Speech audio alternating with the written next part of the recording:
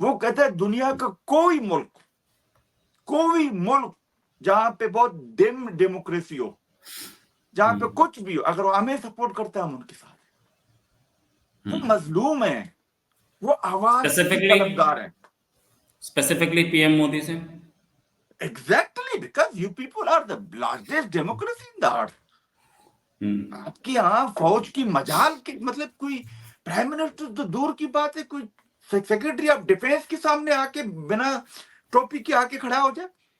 You people have learn lot. नमस्कार। बलूचिस्तान में Pakistani army पर सबसे बड़ा हमला हुआ था अभी हाल में। इस हमले में पाकिस्तानी आर्मी को बहुत बड़े डैमेजेस फेस करने पड़े, लेकिन पाकिस्तानी आर्मी ने कोई भी डेड बॉडीज अब तक नहीं दिखाई हैं, न दी हैं। कितने लोग मारे गए बलूच फ्रीडम फाइटर्स, इस पर भी कोई बहुत ज्यादा क्लैरिटी नहीं है। जितना हमें बलूच बीएलए की प्रेस कॉन्फ्रेंस और प्रेस रिलीज से दिख रहा है उतना ही पता चल रहा है। Pakistani army is tight lipped. क्यों टाइट लिप्ड है? क्योंकि पाकिस्तानी आर्मी इज्जत नहीं बचा पा रही। वो अजीम आर्मी, नंबर 1 आर्मी, वो कैसे हार गई, वो कैसे 800 फिदाइन या 800 फ्रीडम फाइटर्स के सामने घुटना टेक दिया उसने।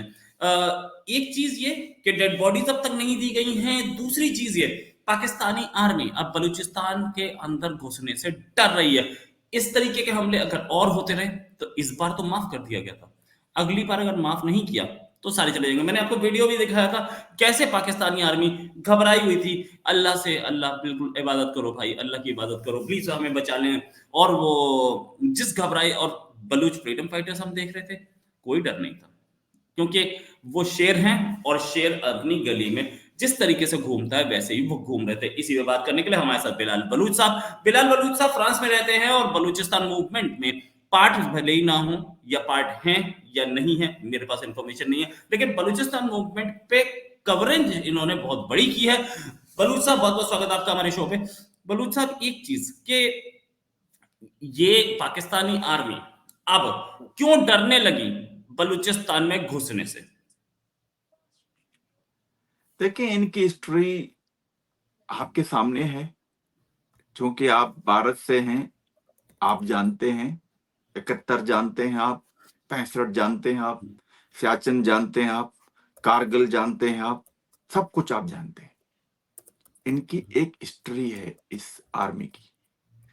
रही बात बलूचिस्तान की आलिया मच वाकये में, बीएलए ने अपना हैंड आउट जारी किया है प्रेस, उसमें दे क्लेम्ड कि हमारे 385 धर्माचारू ने हिस्सा लिया और उसमें 12 फदायीन जो आप कह सकते हैं मजीद ब्रिगेड के भी थे, अलग से थे, और वो क्लेम कर रहे हैं कि उन्होंने 75 पाकिस्तानी फौजियों को कत्ल किया वहां पे। और एक बात मैं आपको बताऊं रोहित साहब, जब भी बीएलए ने कोई भी क्लेम की है वो आज तक गलत साबित नहीं हुई है। चाहे उनका कितना भी बड़ा नुकसान माजी में हो चुका हो, उन्होंने ये क्लेम हर वक्त एक्सेप्ट किया है कि हमारे साथ ये हुआ है। और मुझे उम्मीद है इस हवाले से, क्योंकि आप भी इनको कवर करते हैं, मैं तो उनको बड़े हर हिसाब से देखता हूं। आलिया, उनके जितने भी इस तरीके के वो हो चुके हैं अटैक्स, तो उनके फौरन बाद 1 हफ्ता या 4 दिन या 5 दिन बाद वो वीडियो रिलीज करते हैं। सो आई होप दिस टाइम भी वो जो उनका पैटर्न है, उस पैटर्न को मैं ध्यान में रख के ये कह रहा हूं कि शायद they will publish a video to say to the people of Balochistan and the world what exactly we did and who participated on this, जो माजी में वो करके आते थे। और इस तरह भी वो शायद उम्मीद है कि they will publish such videos in coming days. So देखें, एक चीज तो क्लियर है कि 40 घंटे, रोहित साहब, आई रिपीट, 40 घंटे 40, और दुनिया की सबसे 5वीं बड़ी फौज और फासिस्ट फौज, ये भी आप ध्यान में रखें। मतलब कुछ फौजें होती है ना, वो डिसिप्लिन पे चलती हैं, दे आर सिविलाइज्ड, उनको अपने चीजों का पता होता है, they respect constitution, they respect the laws. मगर ये जो आर्मी है पंजाब पाकिस्तान की, they never ever respect even their own constitution of Pakistan. मैं जनीवा कन्वेंशन की बात नहीं कर रहा, मैं उनकी अपनी कॉन्स्टिट्यूशन जो है फौज की, कि वो अलफ लेते हैं कि वो सियासत में मदाखलत नहीं करेंगे, उन्होंने उसको बार बार तोड़ा है। उनके जो कॉन्स्टिट्यूशन है, उनके रूल्स ऑफ लॉ हैं, उनका जो मैकेनिज्म है, उसमें ये लिखा है कि आप कभी भी सिविलियन के मामलात में इंटरफेयर नहीं करेंगे। मगर वो करते हैं, वो अगवा करते हैं, वो टॉर्चर करते हैं, वो कत्ल करते हैं, वो सियासत में हिस्सा लेते हैं, वो अनी ट्रिप करते हैं। वो कौन सा काम जो गैर मुहज्जब जुर्म पेशा लोग करते हैं, ये पाकिस्तान की आर्मी करती है। आर्मी ने अब तक बॉडीज क्यों नहीं दी? अभी दिए, अभी मेरे ख्याल में आज आज की खबर है, मगर ये पहली दफा नहीं है रोहित साहब, this is not the first time. Punjab Pakistani army की तारीख इन वाकयात से भरी पड़ी है। जुल्फकार भुट्टो के साथ उन्होंने क्या किया, बॉडी के साथ,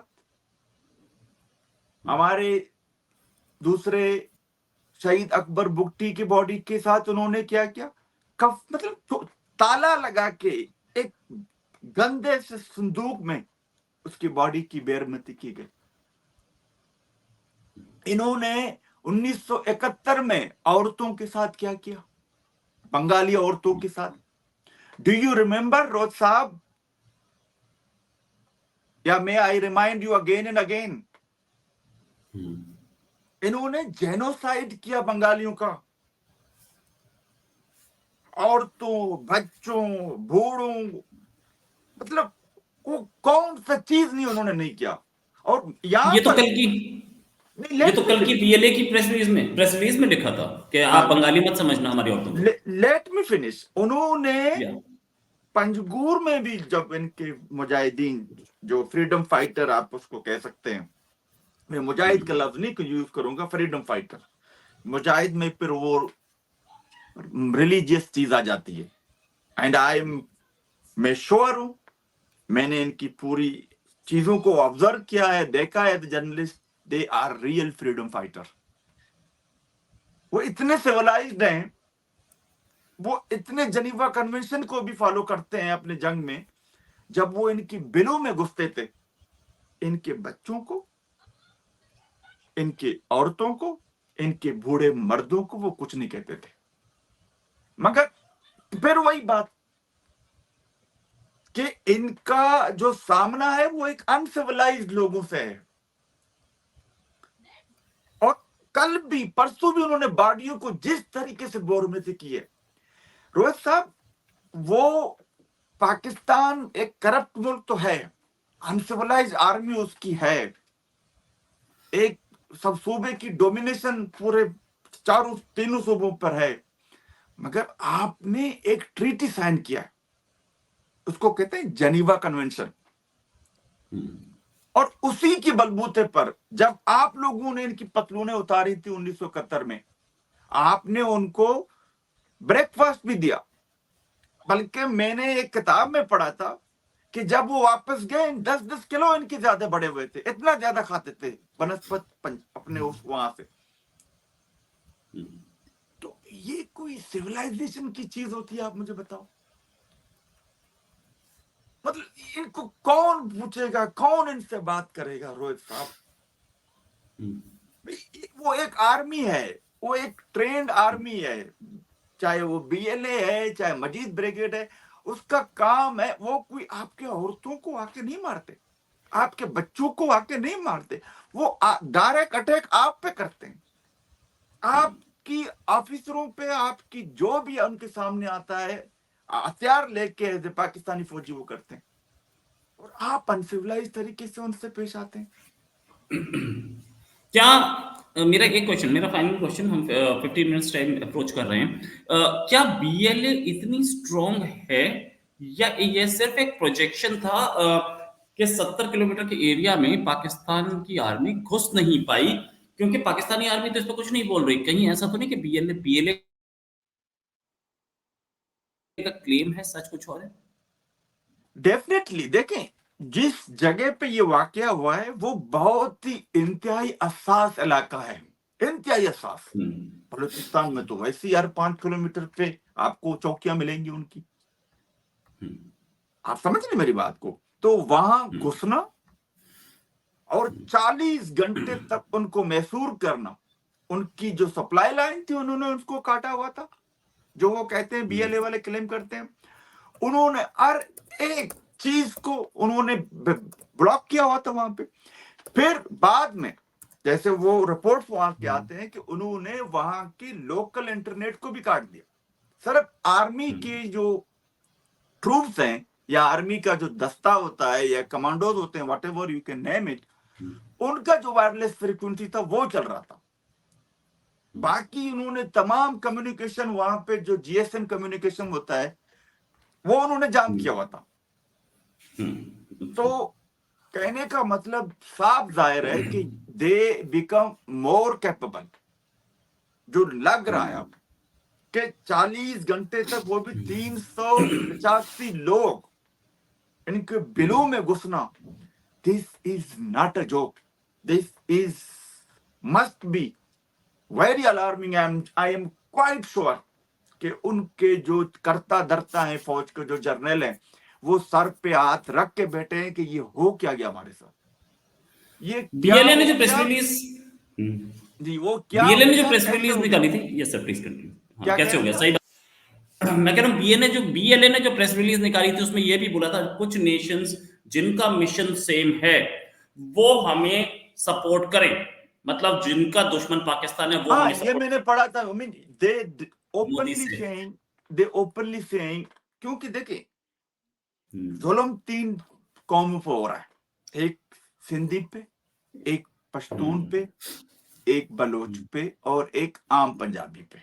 जो एलीट क्लास है अशरफिया है पंजाब की, वो मजे ले रहा है और उसमें ज्यादातर ये फौजी है, जर्नल हैं, कर्नल हैं, सब हैं।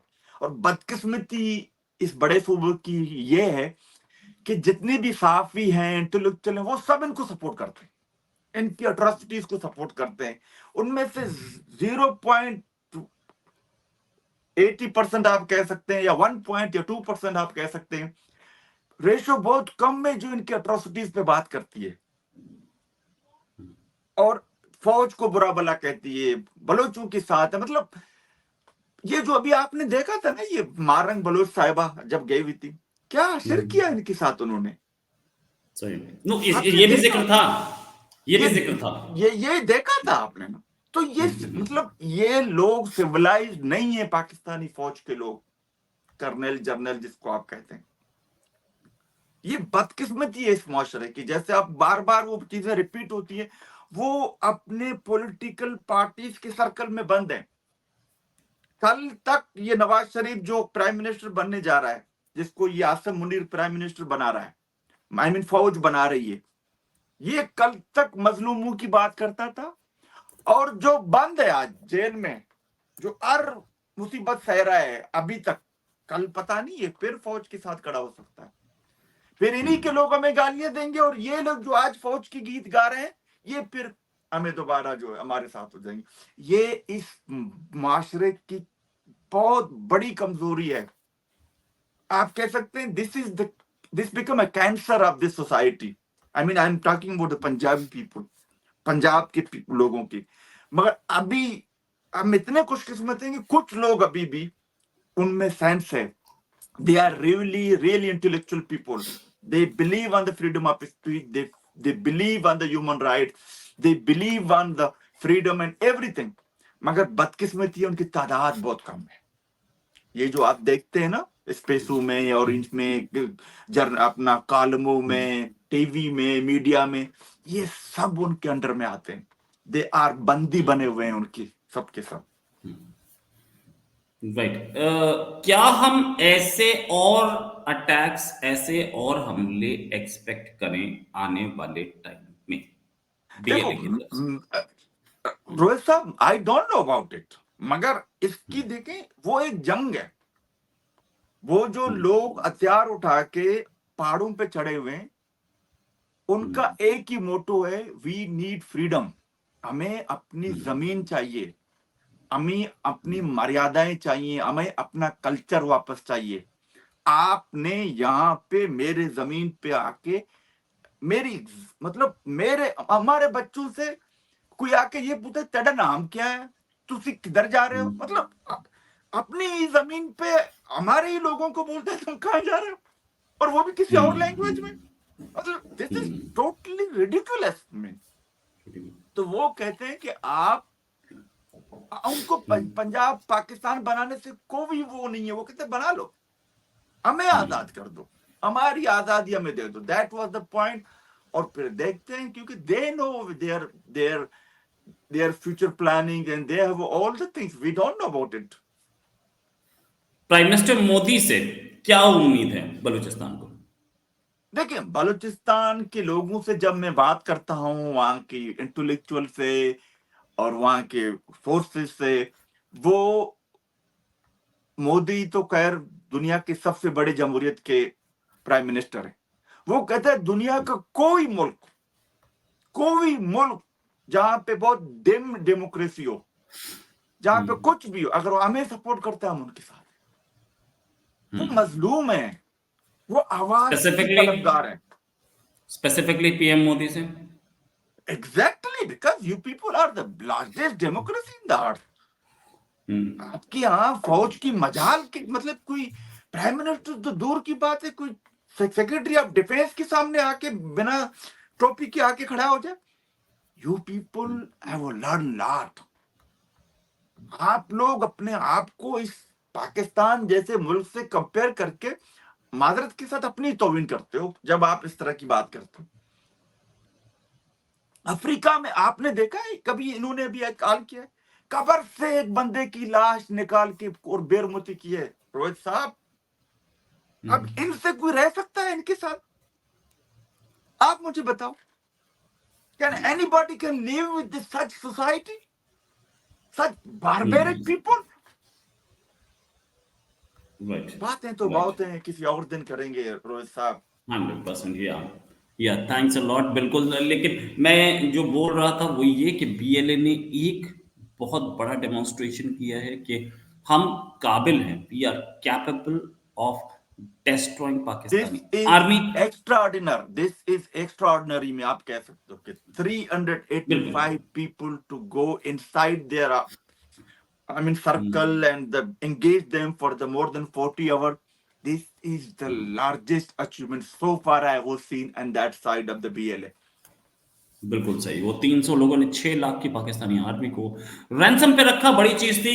थैंक्स अ लॉट बलूच साहब, बिलाल बलूच साहब, बहुत बढ़िया डिस्कशन रहा। जल्दी एक डिस्कशन और करेंगे। अभी के लिए नमस्कार, धन्यवाद, जय हिंद।